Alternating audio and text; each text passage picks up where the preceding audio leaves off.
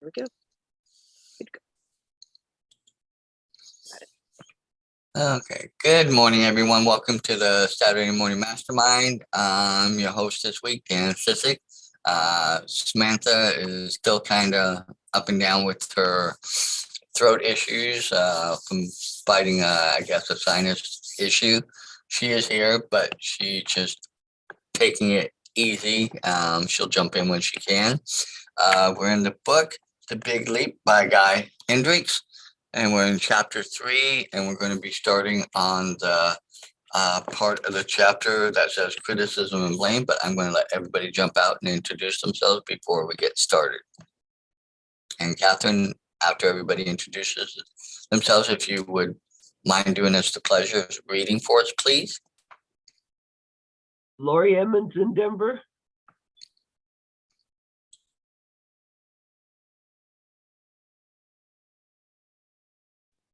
Morning, Jason from Tampa Bay, Florida. Great to be here. Samantha in Indiana. Angel Studebaker down here in South Carolina. Good morning, this is Catherine Clement. So we're starting on page 76 of The Big Leap. A section is called Criticism and Blame. And I'm going to try to get through to the 3 Ps. So we're going to have a lot to discuss this morning. I mentioned earlier that most worry thoughts have absolutely nothing to do with reality. That's true for criticism too. In other words, when we criticize something, it usually doesn't have anything to do with the thing we're criticizing.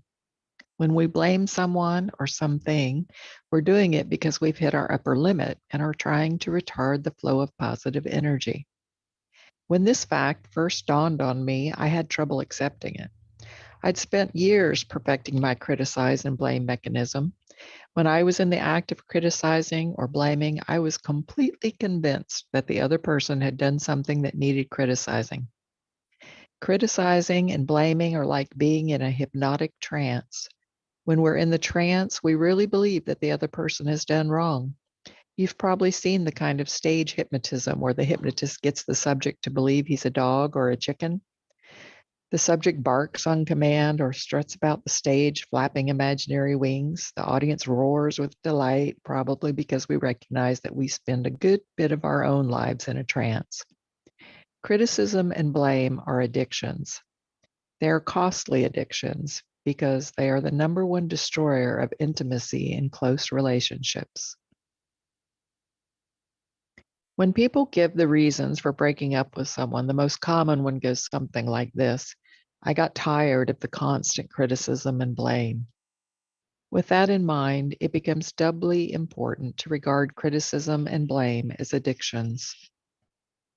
If you want to find out if your upper limit behavior is an addiction, here's a quick experiment. Try to stop it for a day and see what happens.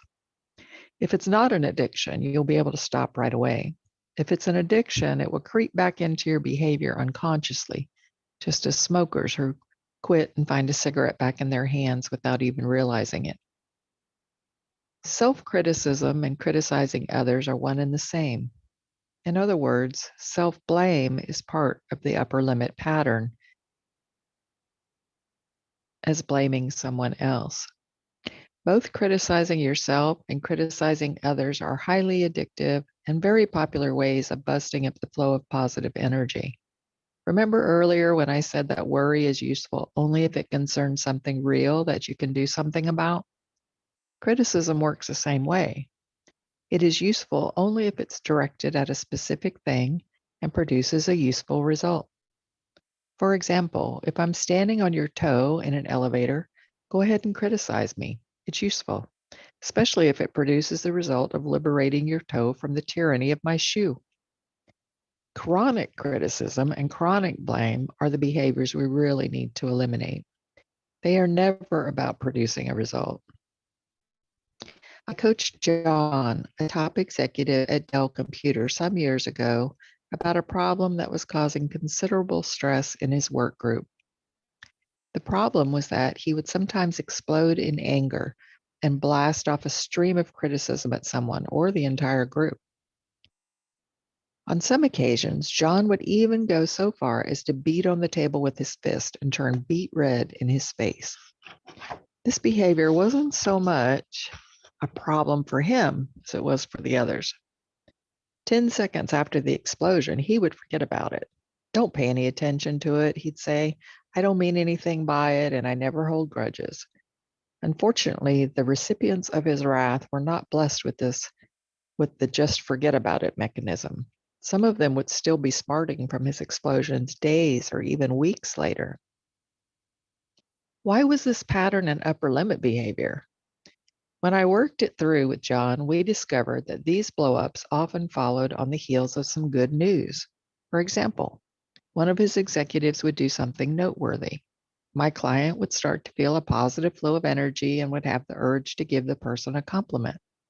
Then his upper limit would kick in and he would start thinking of ways the person had disappointed him in the past. The disappointment would curdle quickly into anger and a blowup would ensue. When I asked around among the executives, none of them could ever remember John giving them a compliment. John made a commitment to ending the pattern of anger explosions. We went to work on breaking up the problematic sequence. I had him role play, giving a compliment to one of the executives, using myself as a stand-in. When he opened his mouth to give the compliment, John started coughing furiously. I invited him to pause and tune into the feelings that were behind the coughing. He reported that it reminded him of his father, 50 years before, giving him compliments that were really criticisms, such as, "You're finally getting the grades you should have been getting all along." John told me he ultimately learned to cringe anytime his father said something positive to him because he knew it was going to have a backhand slap concealed in it. I never knew when the axe was going to fall, he said. I gently pointed out that he was perpetuating the same pattern with his executives. Many of them had told me that they often avoided going to him with important issues because they never knew when one of his blowups was going to happen. John slumped back in his chair when this insight sank in. He sat there for a moment, seemingly stunned, and then said, "I want to fix that." As soon as he left the meeting with me, John called his executives together and told them what he'd just learned. I chose not to participate in the meeting, lest it seem that I was masterminding his revelations. Later, I heard from my client and the executives that it had been one of the most powerful moments of their business careers. The executives were particularly moved to see a powerful person they admired be so genuine with them.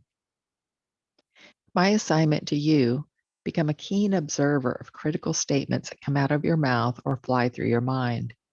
Begin to sort them into two piles. Pile 1 contains all the criticisms about real things you plan to do something about.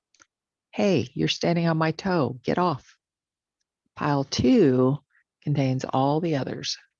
I predict you'll be making the humbling but liberating discovery, as I did, that pile 2 towers over the paltry stack in pile 1. Deflecting. Many of us crimp the flow of positive energy by avoiding it altogether. The mechanism we use is what I call deflection. It's so common we almost take it for granted in human life. Think of how many times you've heard conversations like the following example of deflection. "Joe, you did a great job on that presentation." Jack, "No, I ran out of time and I had to leave out some of the best stuff." Joe, "Still, I noticed that people were really paying attention." Jack, "I'm glad they weren't paying too close attention because they would have seen more places I messed up." Deflection keeps the positive energy from landing, being received, and being acknowledged. Notice how simple and gracious it would be if Jack handled the moment in a different way, by receiving and acknowledging the positive energy instead of deflecting it. Joe, "You did a great job on that presentation." Jack, "Thanks. I appreciate you for saying that. I'm glad it came across well because I felt bad about running out of time and leaving out some of the best stuff." Here, Jack received the appreciation instead of flicking it off. He acknowledged Joe for the expression of positive energy, adding his own reservations about the presentation only after he let the appreciation land on him. When we shut out positive energy through deflection, we keep ourselves safely in our zone of competence or zone of excellence. Deflection keeps us from challenging ourselves, preventing us from expanding our capacity for experiencing positive energy. If you want to study deflection up close, spend a little time on a golf course. Golfers seem particularly skilled at deflecting positive energy. By the way, lest anyone think I'm a golf whiz, I'm a 17 handicapper who employs perseverance and enthusiasm to overcome a remarkable lack of natural athletic skill. Seems like he just deflected something there. A while back, the CEO of a Fortune 500 company was visiting me to get some coaching in handling a boardroom relationship issue. Ed was an avid golfer, and since my home office is right next to one of the best golf courses on the West Coast, our afternoon coaching session spilled over into a late afternoon round. As fate would have it, we were paired with two attorneys, whom I'll call Al and Bob, up from Beverly Hills for a day of golf. My client and I had been working on his upper limit problem all day long, and I could not have asked for a better example of deflection than our two golf mates provided. Throughout the round, they engaged in one deflection after another. Here are a few examples. Me, nice shot, Al. Nah, I didn't make full contact. Ed, my client, beautiful putt, Bob. Bob, it's about time I got one in. My putting has been horrible all day. Me, wow, great approach shot, Bob. He just hit his pitching wedge from 100 yards out to land 3 feet from the hole. Bob, yeah, well, I got lucky that time. Even a blind squirrel gets an acorn now and then. On and on it went. They were both excellent golfers, but to hear their dialogue, you would have thought they were the worst of hackers. It was a perfect addition to my coaching day with Ed because we got to study deflection with a couple of masters. By the time the round was over, my client had seen so many deflections that I doubt he ever uttered another one in his life. Here's what to do when you notice yourself deflecting. When someone says the equivalent of nice shot to you, pause for a moment to register the beam of positive energy that's being aimed at you. Then thank the person who beamed it your way. For example, when I said, nice shot, Al, he could just as easily have let my positive comment register on him. He could have taken a moment to feel pleasure in the shot, and he could have thanked me for the expression of positive energy I beamed in his direction. The dialogue would have gone like this. Me, nice shot, Al. Al, thank you. I wish I'd made better contact with it, but it came out pretty good anyway. The art of getting beyond our upper limit problem has a lot to do with creating space within us to feel and appreciate natural good things. By natural, I mean good feelings that aren't induced by alcohol, sugar, and other short-term fixes. Letting yourself savor natural good feelings is a direct way to transcend your upper limit problem. By extending your ability to feel positive feelings, you expand your tolerance for things going well in your life. In golf, there are plenty of natural good feelings to enjoy. There's the beauty of the course, the satisfaction of a ball well struck, the fellowship of a good walk with companions. These are ideal conditions for triggering an upper limit problem. There's another reason golf makes a perfect place to explore the upper limit problem. The ball doesn't move until you hit it. In other sports, you can attribute your lack of success to the skill of your opponent. You struck out because the pitcher had a wicked curve or the wide receiver out-sprinted you. Golfers have no such luxury. The little ball just sits there until you make it go somewhere else. In that regard, golf is very much like life itself, which awaits your intention and action before revealing the mysteries of the outcome. Are we okay to keep going on? Yeah. What does everybody think? Any thoughts on what we've gone over, or do you want her to go ahead and continue? I think we can go either way, really. Yeah. And if we You talk continue about- if you feel like it. We can continue here. and then we Yeah, can talk about land. why don't we go through, After, so, yeah, why don't we go through squabbling? okay. And then we can tackle those three.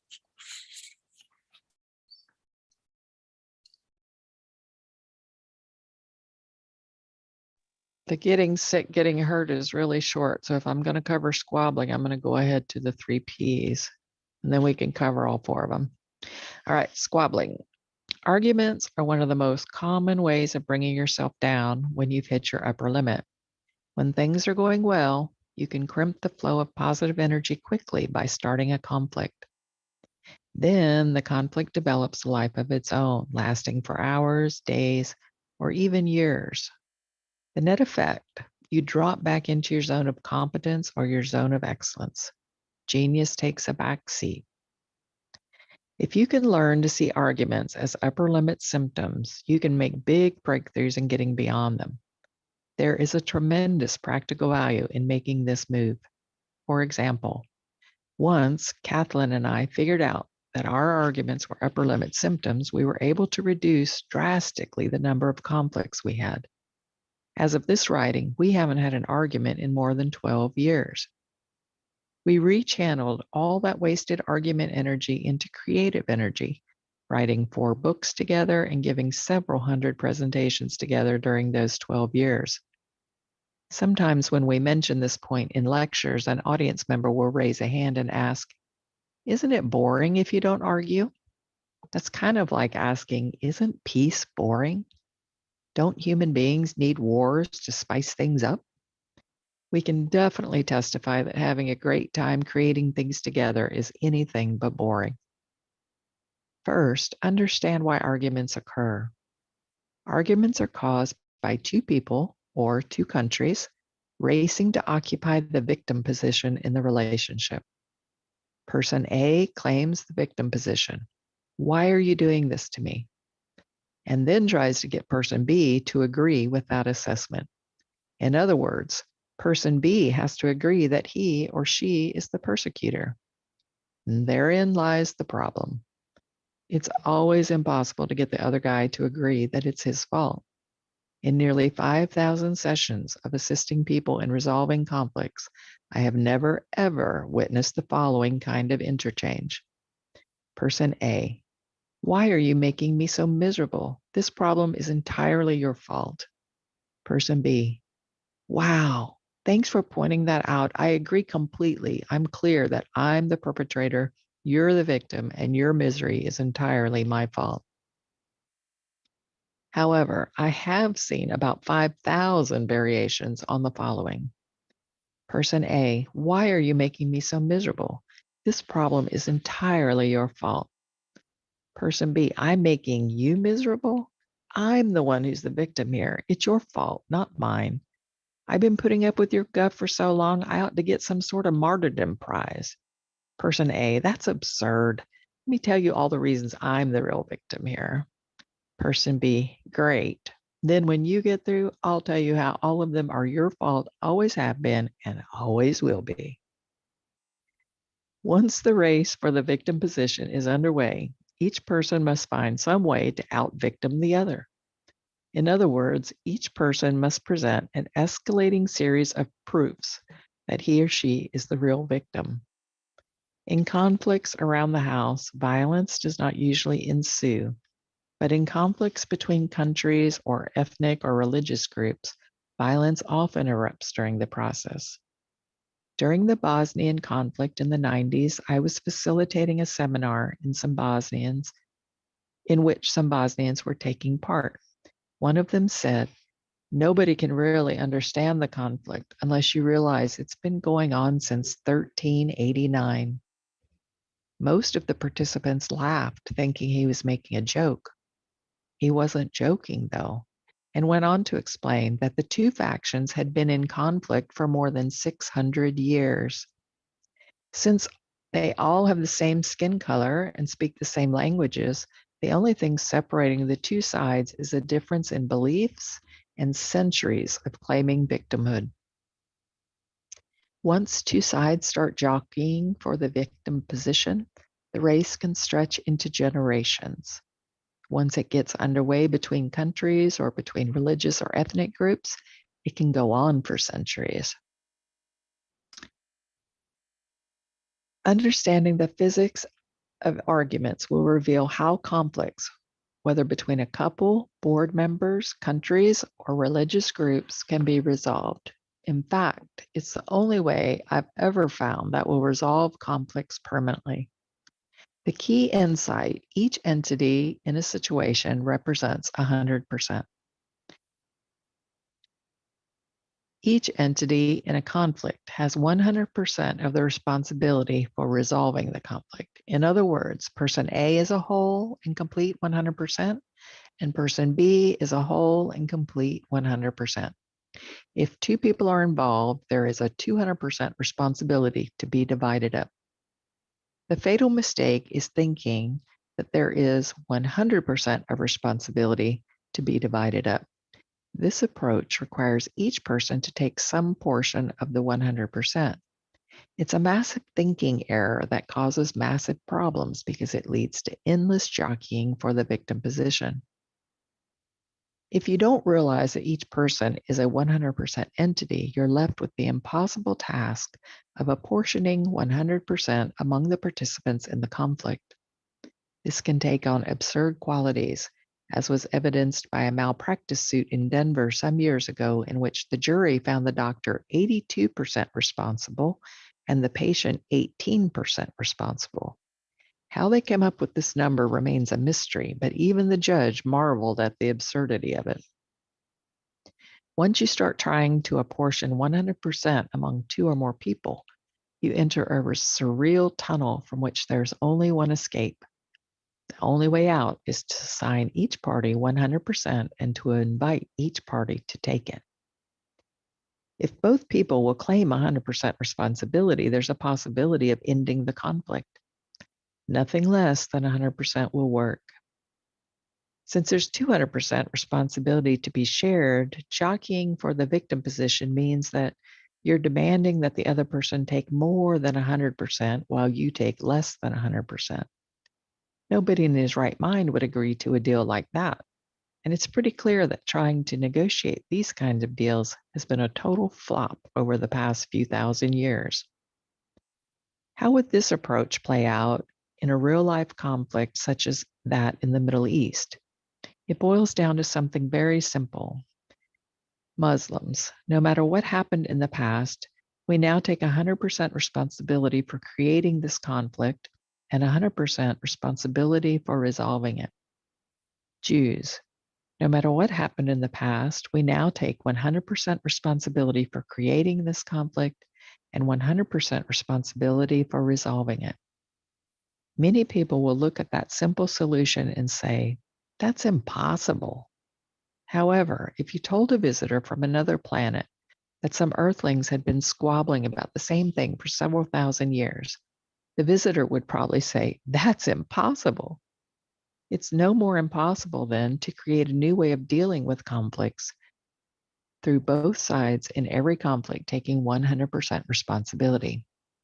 Let's start at home though, in our bedrooms and boardrooms.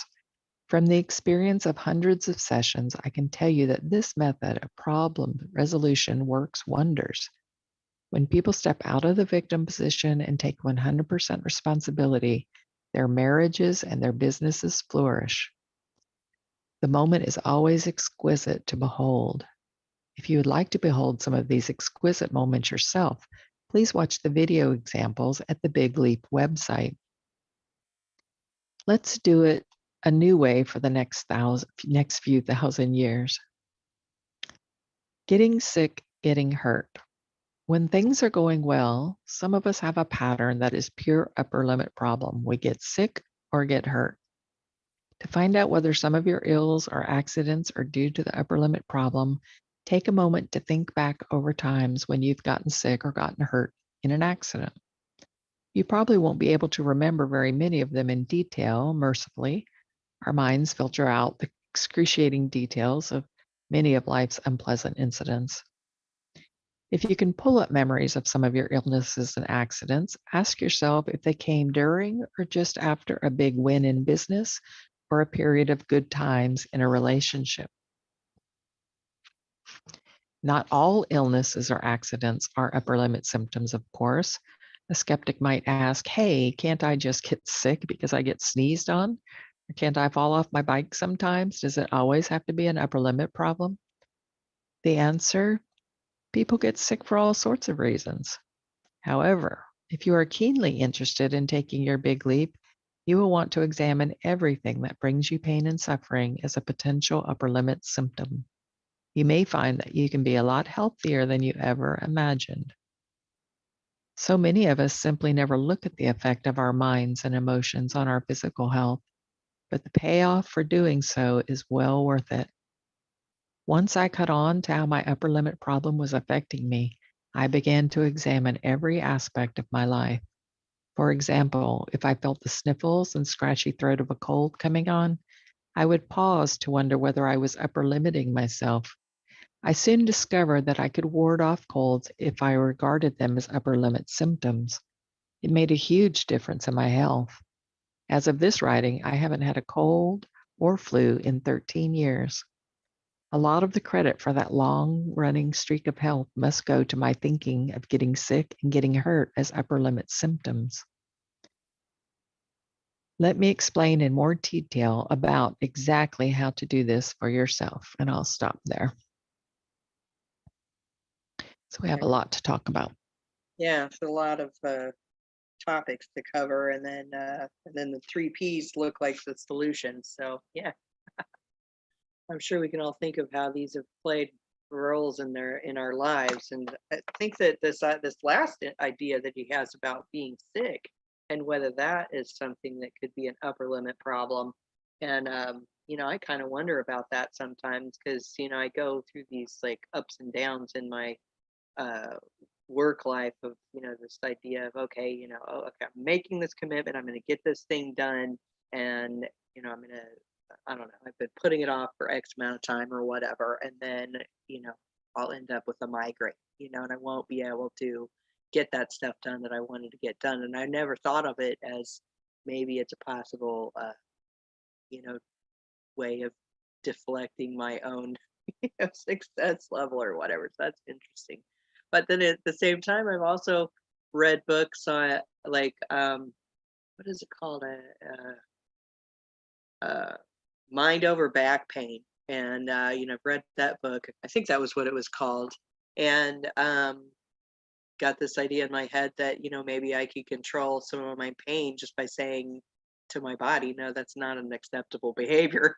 So and that has helped work through a lot of different pains that I've had, which has been really interesting. So it's an interesting concept.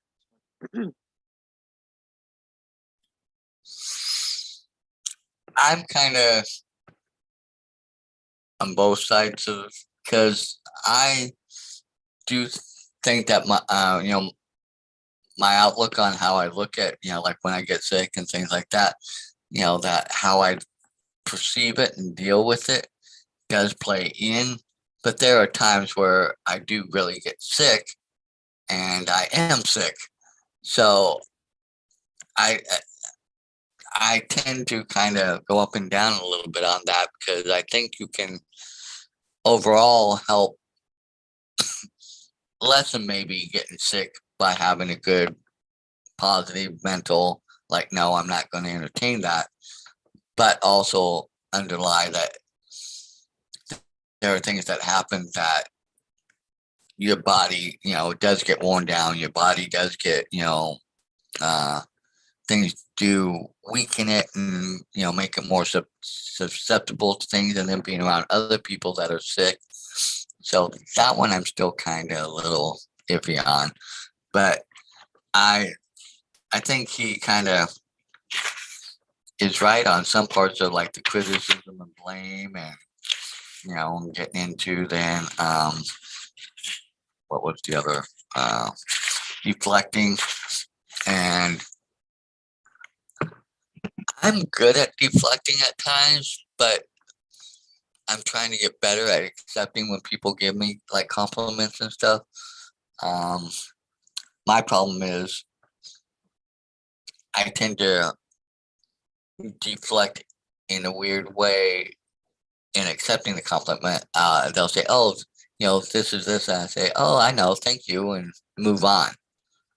You know, and it's kind of, when I say I know, I'm acknowledging them, but I'm kind of also deflecting and trying to move on and get past it because I'm great at giving other people compliments and stuff, but I'm not the greatest at always accepting them. I know that's an area I've got to work on a little more.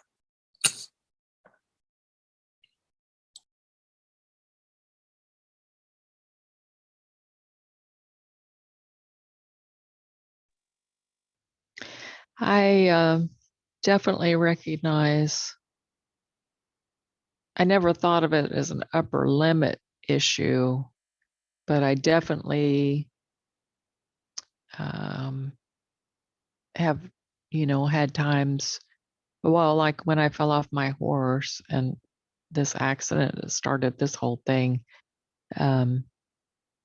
I never thought of that as an upper limit problem, but looking back on it now at the time, I can see that it might have been.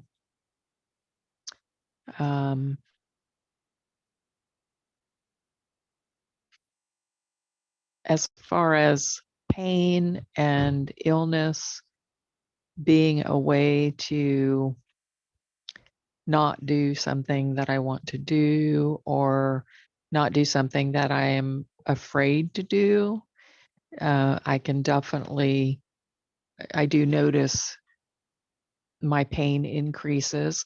I think part of that is the stress hormones of whatever the situation is that I'm trying to avoid, because stress hormones will increase your sensitivity to pain. So there's a lot of, being a nurse, there's actually a lot of science behind this as to why some of these things would happen. Criticism and blame as addictions, I can definitely see that. He kind of made his point with that toilet paper story that we read about last week. I think it was last week, where the rich guy didn't want his wife buying the expensive toilet paper. But deflection, I am a pro at deflection. But I've been working on that. I recognized that in myself years ago, and I have been consciously working on that. And I do exactly what he says. When someone compliments me, because my first inclination is to respond with a deflection, I quote, bite my tongue when somebody, gives me a compliment. I just bite my tongue so that I don't say anything. And then I make sure that the first thing I say out of my mouth is thank you, and then let it go from there. But every time I have to do that, even though I know all the mechanisms behind it and I understand, it's still, every time someone compliments me, I have to go through that same process. And then the self, where was it, where he talked about self-criticism is the same. Excuse me. Again, I do a lot of, I can't say I do a lot of, I think probably compared to most people, I don't do hardly any self-criticism, because it is something that I work on a lot. It's something that I recognized in myself, beating myself down for things, and decided that that was a horrible thing to do to myself. So, and I really am kind of, first of all, I was shocked. I'm so geographically and historically challenged. I had no idea that this was a conflict that had been going on for 600 years. I know it was a long time, but that just seems like a long time for a conflict. And I never thought of Like I always thought of conflict as a situation of like who's right or who's wrong, not who's the victim. You know what I mean? Like that was a completely different way of looking at arguments. I just always thought arguments was, you have to look at my opinion. You have to look at your opinion. Your opinion's wrong or whatever. I never thought of it as who was the victim. So that's going to be interesting going forward, looking at it that way. I think for me, in looking at that, and I think in some ways criticism and blame kind of also lead into the part about playing the victim and that area too, because which then leads to the long-standing like he was talking about, that one that was lasting for 600 years. But look at the Israel and all of the Middle Eastern countries, how long they've been, even though Israel's been a state since 1948, but in that area and in that, there's always been tensions between, the Middle East and Israel and Jewish people and stuff like that. And even if you go out in the world, look at all of what's going on there just in the world too, how it's been so long standing and for so many, centuries, it almost gets built into the culture, it seems. And I think within families and stuff, you can also kind of get that built in family culture of, the criticism, blame, the playing the victim, and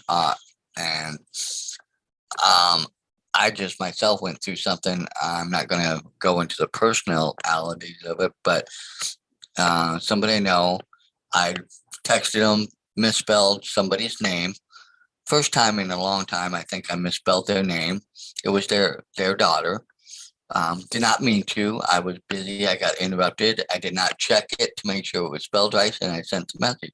I got a very nasty reply back, and I actually went back through and looked at all the text from all the stuff before, and I had to bring out the point that I've always spelled it right before. This was just a one-time error, and I was sorry, but it was like, but it's now been stuck in my head. It's like, how dare you do this when it was just a one-time thing? And it's really kind of, and I guess in a way, I'm playing the victim card because I'm like, and it's really been stuck in my head. I'm trying to no, it's not that big of a deal. Because after I responded back that, hey, I've always spelled it right. I'm sorry, I didn't mean to. I've not said anything else, but in my head, I'm keeping going over and over and over and over it, riling myself up, and I have to turn my, go back and say, no, it's not that big of an issue. Don't make it an issue. But in some ways, I really want to make it an issue and try and force the point and make them realize that, it really bothered me and it kind of hurt me, So I see how easy it is to get caught up in that. And I'm having to fight hard to tell myself, no, it's not worth that. And it's not that big of an issue. Who knows? Maybe they were having a bad day with somebody else on their end.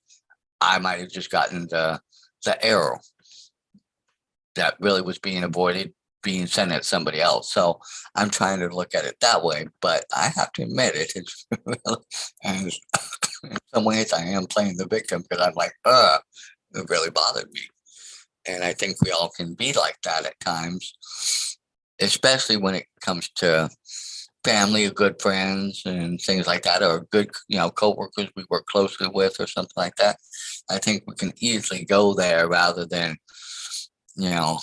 trying to step back and maybe like you, Catherine, doing the proverbial, maybe not literally biting your tongue, but, stopping yourself and taking that moment to really think of what you're going to say before blurting out. And maybe we don't do that enough. Yeah, I like how he talks about this concept of taking 100% responsibility for your own participation in the conflict. And I can see kind of one of the question marks that might come up with people would be like, well, if I'm taking responsibility for 100% responsibility, that other person needs to take 100% responsibility and they're not. And then instantly going into the blame aspect of they're not even trying, and yet, but if you really are taking 100% responsibility for it, then you ask yourself to go some of these different questions of, okay, if I'm in this conflict right now, and you ask yourself, okay, what is it I'm really getting upset about? And then you dig a little deeper and you go, okay, well, I feel like my my integrity is being questioned, or my my sensitivity is being questioned, or I feel like these, and then you can dig a little deeper and be like, okay, well, why do I feel that way? Well, then, okay, maybe every time I have a conversation with this person, I feel that way. Maybe there's a deeper underlying thing that I'm really upset about, and I can dig deeper on that and keep taking that 100% responsibility for all the little things that are coming up in yourself, and maybe getting into a deeper, even recognizing some things about yourself that are really going on that is causing you to be in conflict in the first place. And Dan, I'm not trying to, like say you specifically. This is the process I kind of go through when I'm in a conflict with my husband. It's like, oh, wait a second. Like the other night, and I have a real problem with criticizing, particularly with him. I'm not really even sure why. I just do. And but the other night we were having this conversation, and it got into some political stuff relating to police officers and this and sort of thing. He's been called for jury duty for federal court. So he had all these questions he was going through. Anyway, when we talk about political stuff, I just have really strong opinions, and I start getting like really angry about it. And then I was being critical on him, on his opinion about something. And I kept going and going and going. And finally he was like, stop, whatever it was that he said to me. And I was like, oh, crap, and we could have gone into this like big argument, but instead I like took responsibility for this criticism that I was going on him about. And then I started asking myself questions about, okay, why was I so critical about this one random thing that doesn't mean anything really? And why did I grab onto it like it was like a chewy, yummy bone and keep on going at it? And, the more that I dug into that, the more that I realized that I just have like some kind of like trigger that I still need to dig deeper into to figure out why I get so wound up about things, and then start like, you're at him, and I didn't even take into consideration, his part in it, because it didn't have anything to do with him. I'm the one instigating this argument. So I started taking 100% responsibility for causing the argument in the first place, and digging into why I was doing that, and I think that that's like the biggest thing he's trying to sit here and tell us is that whenever we get into a conflict, if we take 100% responsibility for why we are participating in the conflict in the first place, then that's an opportunity for personal growth. That's an opportunity for us to reflect on what's going inside of ourselves, what's going on inside of ourselves that's causing us to have defensive mechanisms come up, that's causing us to be angry or frustrated or hurt or all of those different things. So, okay, next.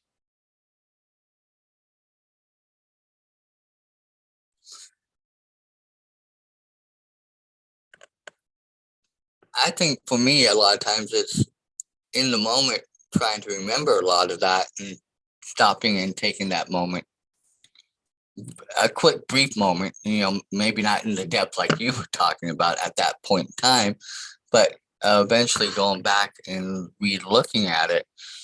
But a lot of times after the moment or in the heat of the moment, we go back and later on we get on with the business of our lives and doing other things. We forget to go back and take that introspective moment and look at things and assess why, and what could have been done differently. And I think that's another issue that I know I have. I don't, or sometimes I will do that time and then I go way down the rabbit hole too. So it's like finding that fine edge of either, taking more time later to go back and do that introspective, or in my case, a lot of times I tend to do that, but then I really, but I don't want to go down the rabbit hole. I need to be more looking at it, for what it is and not go down that rabbit hole. So that's where I'm at. It's like, where and how do you find that time and that equilibrium and that balance to make it more conscious and bring it more into play in your everyday life?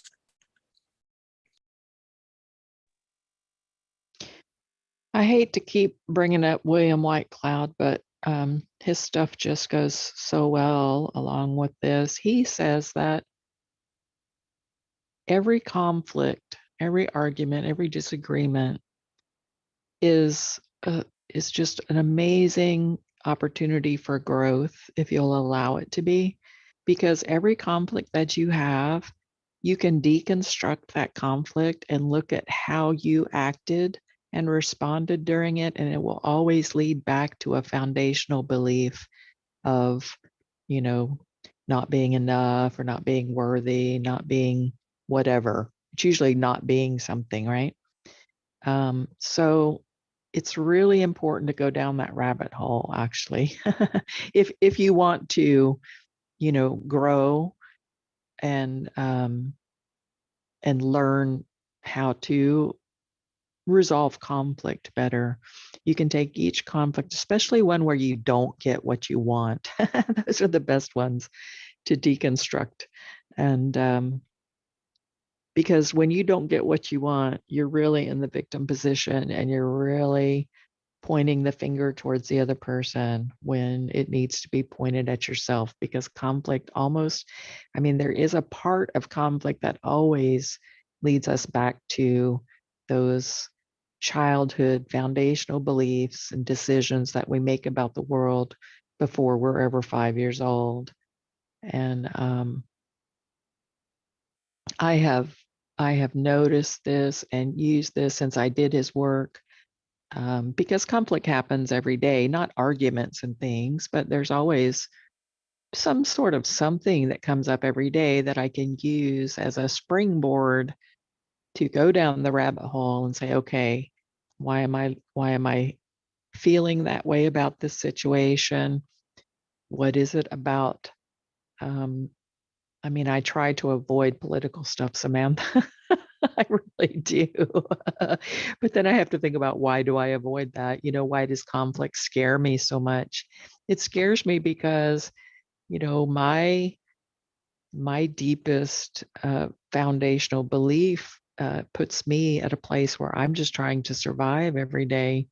I'm just trying to stay alive and not let somebody hurt me or deceive me or violate me in some way. And so conflict is a life-threatening situation to me. And I have been in so many physical altercations in my life where my life was on the line. So conflict is very, I kind of have PTSD over some of those things. Conflict is very scary to me. And you would think that that frightenness and that survival mechanism would only kick in if it was like a true, real conflict that could really lead to something. But those things pop up regardless of the size of the conflict or whether it's even physical or not. So that's why you really have to pay attention and learn those triggers and race them back or trace them back to where they come from. Yeah, for sure. I feel like, one of the biggest personal growth things for me is conflict. I mean, and it is, all the relationships that I have in my life that are close, those are the ones where conflict comes up the most frequently. And I have the biggest opportunity for growth. Now, I, like you, Catherine, I avoid politics. And I think, if I ever get to the point where I'm not feeling any kind of conflict or any kind of issues that I'm working on through with my husband or family members, once I get through all that, then maybe I will put myself out there to watch political stuff and see what triggers me and start working on those things. But I don't want to have any part of it right now. So, but what if we went into our relationships, new relationships, our current relationships or whatever, every day, looking for those opportunities for personal growth of going, okay, when I feel this feeling of conflict, whatever that might be, this is my opportunity, even if I'm not in the moment right now, recognizing it as the opportunity. But when we get home in the evening, is just looking at that conflict and going, okay, what is it about that situation that triggered me to feel this way or act this way or whatever this way? And what can I let go of in those feelings? It's like I recognize that, sometimes when things come up and I can go back and be like, okay, well, I have this fear of that, or I have this fear of this, or I don't feel like I'm worthy here, or I don't feel like I'm, up to that, or I don't feel like I'm doing as much as I should be doing, and these are the feelings that come up, and I'm trying to deflect whatever the other person is saying. And because I don't want to face the fact that I feel unworthy in a situation, or I don't want to face the fact that I feel like, I'm not doing as much as I ought to be doing, or, any of those kinds of things. But I can see, looking back on like conflict, of why I have such a big issue with conflict, because throughout my young life, my parents were always in conflict, always arguing, always everything.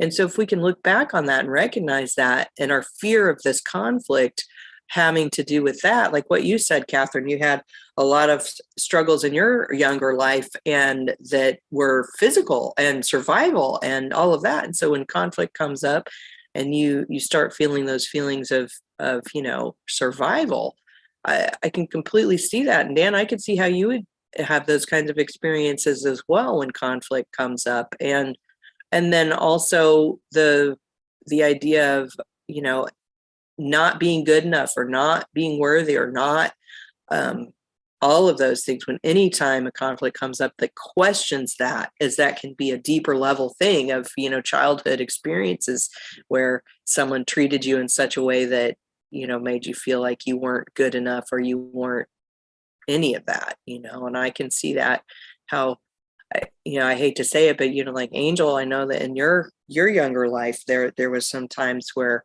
you probably felt like you weren't good enough. And I'm sure that some of that comes up in your life as well. So I think we all have those experiences when, Well, it's weird. Yes, I do have those feelings and those experiences, but it's weird. As I've gotten older,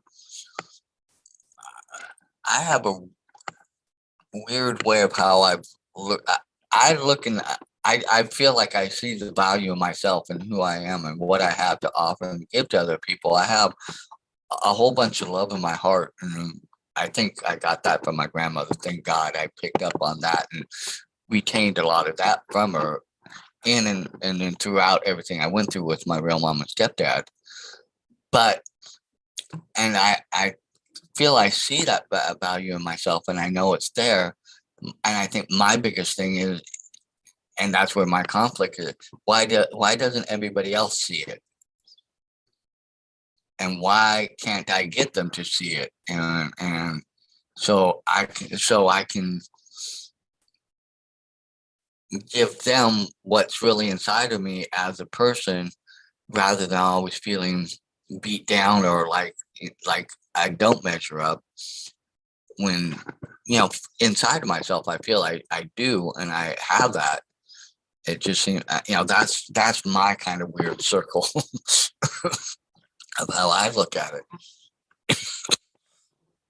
in a lot of ways. And then, like I said, when I go through some of these instances, like I said, with the most recent thing that I just dealt with, it's like, really, have you not paid attention over all these years, to know that I have, and it just, and that's why, I think that's why I'm still going round and round about it, because it's like, do you really not pay that much attention to anything? But then I got to go back and stop myself from looking at it from only my point of view. I got to jump over to, well, everybody else has all the things that's going on in their lives and all the things they're trying to deal with and all the things they're focused on. And,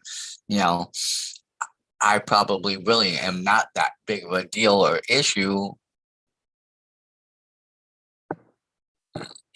on the same level of certain other things, and so that's where, and then that's why I'm trying to sit here and go, okay, and clearly I haven't let it fully go yet because I'm still talking about it, but, trying to look at it and not escalate it on that side and still working through it on my side. So, I mean, that's the other complexities of life I think we all deal with too.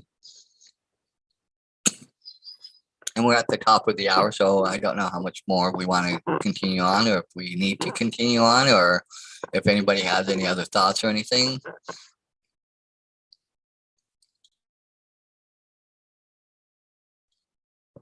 Jason or Lori, you guys have been kind of quiet today.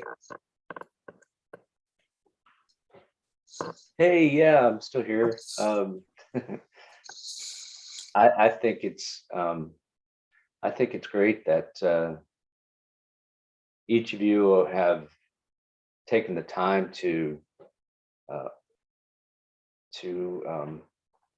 form some introspection about these sorts of things, and can actually, like, almost in real time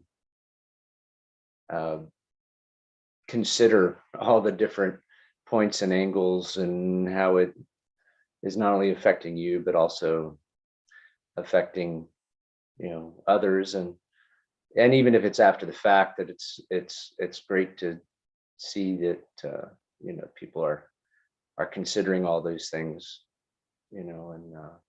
and making the effort to maybe take that responsibility, even if it's not 100%, it's something, and we can all benefit from that. I certainly do. I put in quite a bit of work myself, kind of like what you were saying, Catherine, and beating up on myself, and or just taking notice of any of that. With our previous books about our inner speak and all that, I think we've all done quite a bit of work with all that. It's just so very interesting because there's so many things that could be going on when someone reacts to something we've done, like in your situation, where Dan, you make a small mistake that's was totally unintentional, and the person grabs hold of it and wants to make an issue of it, and doesn't give up on it. We don't know where that could come from.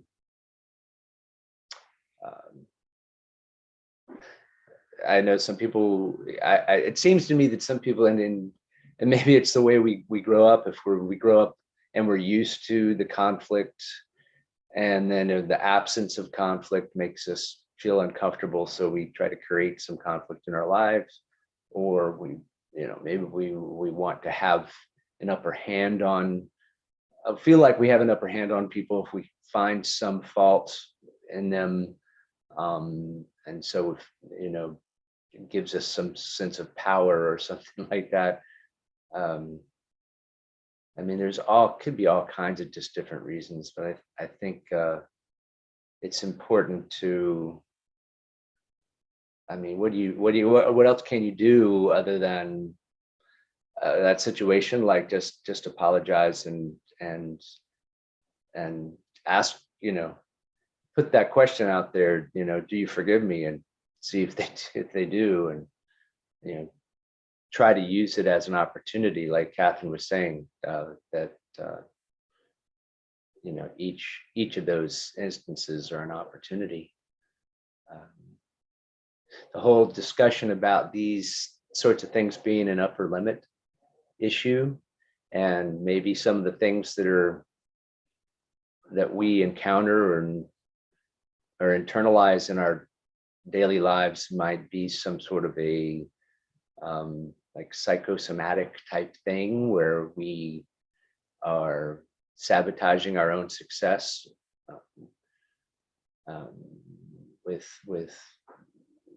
sickness or ailments or just bad feelings or all valid points. And I think, to the extent that we're willing to do some work, look into it, I think we can really make a positive impact in our own lives and in the lives of those that we are, living with and interacting with as well. Because when we react or act out or whatever it does, it can have an effect on those around us. And so I think just that awareness and everything is wonderful to gives me hope, and for myself and for all of us, and these conversations about these books are just so fantastic. I really appreciate everyone's thoughts and stories. I've learned so much from you every day that I'm on here with you. So thank you so much. I really appreciate you, and have a wonderful weekend.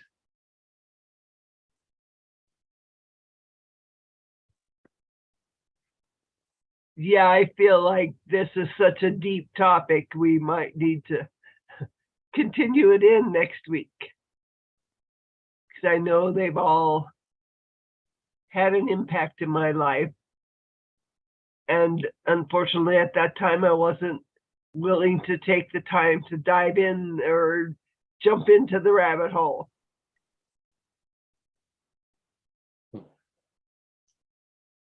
Guess it's pretty important. It's hard not to use the words always and never. I feel like if I had known some of this stuff way back when, like that song, if I'd only known then what I know now, it might be a whole different life story.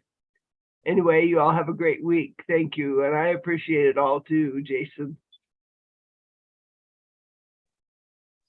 Oh, bless you, and hope you feel better very soon, Lori. You too, Samantha. Yeah, thanks, Jason. And I know earlier, Dan, you asked, when do you do this reflection?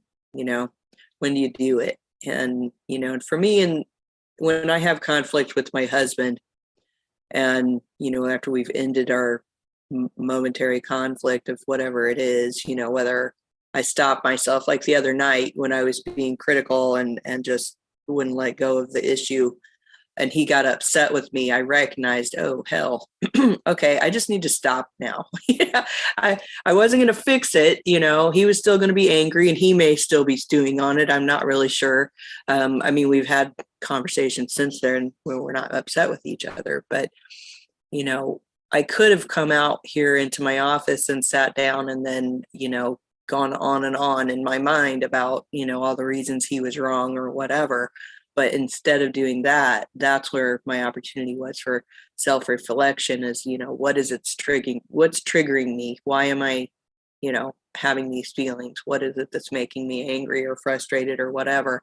And that was my time, because we all will, after a conflict, will continue to roll it over in our minds. And but it's the side that we decide to, or it's the conversation that we decide to have in our head afterwards is the opportunity. That's the time we think about it. What is it that is triggering me? What is it I'm really feeling here? What is it I feel like is being called into question? And why am I feeling that way? And that's the time. That isn't the time to sit here and say, I should have done this, or they should have done that, or, why don't they see, or why don't they whatever. We don't do that. It's, what is it how can I take responsibility for this conflict that just happened? And what is it I need to look at? And what is it that this conflict is trying to show me about myself that I can let go of, or I can look through, or I can recognize how I am feeling, going down the rabbit hole, if you will. So that's the time. And anytime the reminder of that conversation comes up in your head and you're like, I was so la, that's your opportunity. That's when you think about it. That's when you dig into it. And, it's not about telling yourself you're wrong for having done it, or you're wrong, or you shouldn't have, or you ought to. Let go of that idea and just dig into, why am I feeling this way? What is it that is really, that I feel like is the real issue, So anyway, that's all I've got for this week. I know I could go on about this section for sure, but we are at the top of the hour, so I'll let y'all go for this week. Angel, are you chiming in, or are you just gonna soak it all up? Okay. Well, with that, this has been the Saturday Morning Mastermind. You can find us on Facebook at Mindset Mastery Collective. You can join the group there and find the links and how to join the Zoom and be on here and share your thoughts and feelings with us. We would love to have you join us. You can also find us on our YouTube channel at Mindset Mastery Collective there also. You see all the videos that we have from all the different books and stuff that we've covered over the years, which have been quite a few books. We've been doing this for quite a while. And also, you can also go to our website at mindsetmasterycollective.com. Again, that has all the information there of how to get involved and join us. And we would love to have, more people join us on the Zoom. So with that, we'll be getting into the next portion of starting with the 3 Ps in the book, The Big Leap by Gay Hendricks next week. See you all later, and